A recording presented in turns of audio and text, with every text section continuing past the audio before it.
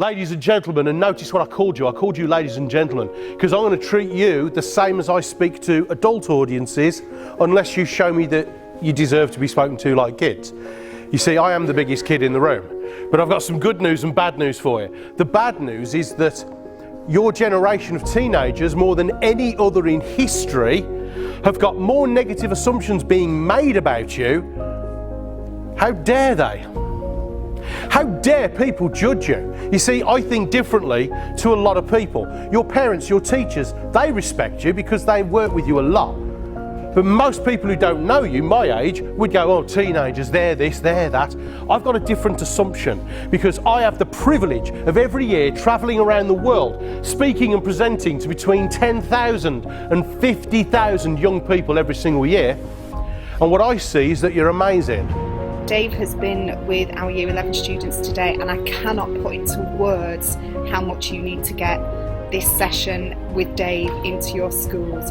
He is going to transform the lives of some of our children. The way that he can get across to our students things that maybe we've said, but he can actually get the messages across to them, it's just inspirational, and I just cannot thank Dave enough because he's going to make our children succeed in ways that I don't think we'd have been able to as people that they know day in, day out. So thank you so much. You are making such a massive difference. It is the most brilliant training that I've ever seen in 20 years of teaching. Your generation have got the potential, the skills, the attitude, the integrity and the motivation to change this world in a way never seen before in history. You have it in the palm, the technology, the resource, everything in the palm of your hands. The bad news is, my Birmingham friends, is that you probably won't.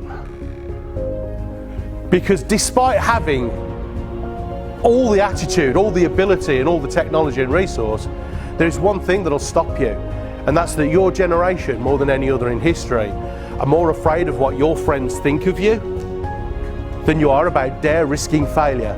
You as a generation are more interested in taking a nice selfie, but then crying in a corner if no one likes it. And my friends, you are good enough, you are clever enough, you are beautiful, even the lads. The problem is that you're seeking approval instead of doing things that command respect. It's amazing to see even the most disengaged students on his first line when he starts speaking, watch their faces change and watch how they become engaged straight away. David Hyner, I think he's a really good person. He's tremendously funny. I think it was shown in the eyes of the audience and how interesting the people were and how interested they were to listen to him. And the way the time flew was like, I didn't even know 2 hours went past by like so quick. Where was the man from? What's the colour of his shirt? Turns around, he's got an enormous, what was the number? What colour was it? What were those initials again? In what colour? Black. What was on top? A huge, what colour was that? What was sticking out the top? A little, what did it scream? What was hanging off the other end? Swings and crashes into a, what colour was it? Who was wearing it? Alonso. Why was it uncomfortable for poor Alex? Gold bar, what was pecking at it, eh? I thought you had bad memories. We invite David to speak to our school every year, but we also review that in our exit questionnaires to see whether it's a worthwhile set of talks to continue with. And as always, our exit questionnaires have come back with hugely positive feedback. Close to 100% of our pupils saying that they found the talks effective and motivating. So thank you, David. Even though others talk about me, do lots of assumptions about me, I don't need to look at them. I just need to go and work hard always. Every single day, you come into school with an empty head.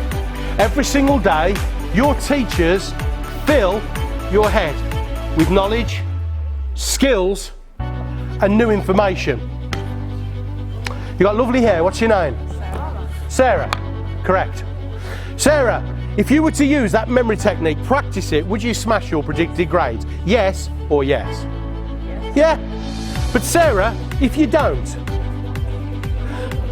Would you agree, Sarah, that would just be like walking round with an empty head? We're at the aftermath of the David Hyner show, and all I can say is I'm leaving here with a few more tips to get better at my GCSEs and how to do better in my GCSEs, along with some humour, so it's not all stress, it's not all work. It's fun while you're working, and all I can say is I've come away motivated to do better and know that I have a lot more potential than I did before.